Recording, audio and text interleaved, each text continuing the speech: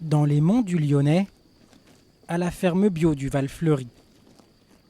Une trentaine de vaches qui produisent 200 000 litres de lait par an.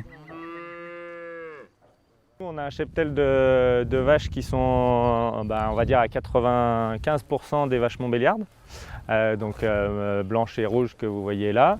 Et ensuite, on a quelques vaches croisées. Une moitié de leur production de lait est destinée à la confection de yaourts et desserts bio pour les cantines scolaires de Lyon.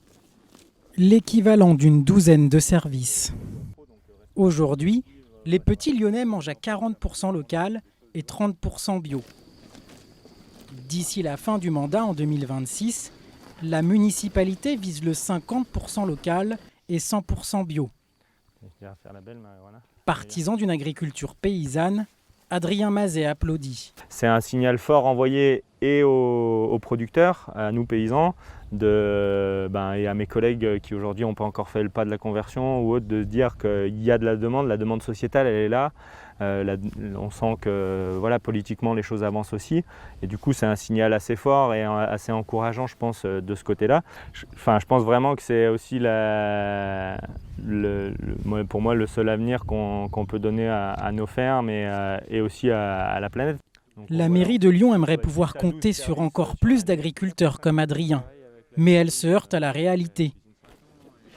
D'après la Chambre d'agriculture du département, seulement 10% des exploitations sont en bio.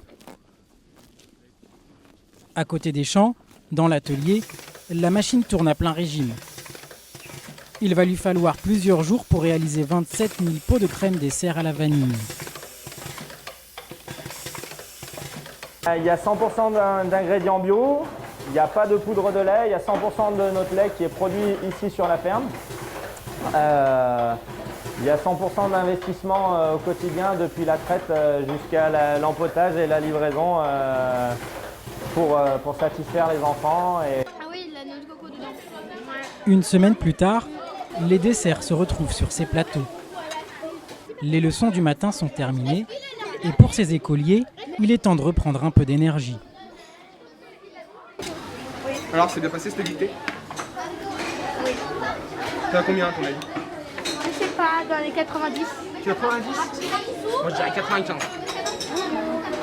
Dans cette cantine, plus de 200 repas sont servis par jour. Ah bah c'est des quiches au fromage, tu connais pas les quiches au fromage? Ah, c'est super bon ça. Est-ce qu'on peut en avoir deux? Ah, on verra déjà t'en finis une et après on verra si on a une corde. Quiche au fromage donc, et pour le reste, Tarte au fromage avec des œufs,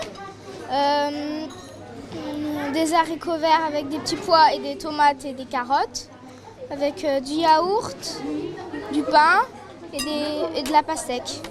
Qu'est-ce qui t'a plu aujourd'hui? Tout, sauf les pastèques. J'aime pas trop ça.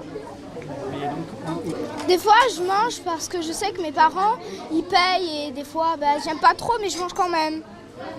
Mais des fois, j'aime pas. Pour améliorer le contenu des assiettes, l'addition supplémentaire pour la ville est estimée à près de 2 millions d'euros par an. Le défi à relever est conséquent, pouvoir fournir du bio et du local en grande quantité sans faire payer plus cher les familles. Nous espérons que Lyon va être une sorte d'appel d'air pour l'agriculture bio notamment. Et nous espérons pouvoir nous approvisionner à la fois auprès des agriculteurs qui sont déjà en bio, mais aussi de pousser à la conversion les agriculteurs qui souhaitent le mettre, qui souhaitent y passer. Et donc, effectivement, créer une véritable filière d'approvisionnement pour la restauration scolaire. Pour y parvenir, elle comptera sur le gestionnaire de la cuisine centrale, situé au nord de Lyon. Confié pour l'heure à Elior, le marché sera réattribué en 2022. Préparés 48 heures à l'avance, 28 000 repas en moyenne sortent quotidiennement de cette immense cuisine pour être livrés dans les écoles. La cuisson du poisson au four, donc 100 degrés à sec, et on cuit à peu près entre 800 et 1000 portions par four. Pour son appel d'offres, la mairie a revu ses projections à la baisse. Le cahier des charges n'exige plus que 75% de produits bio.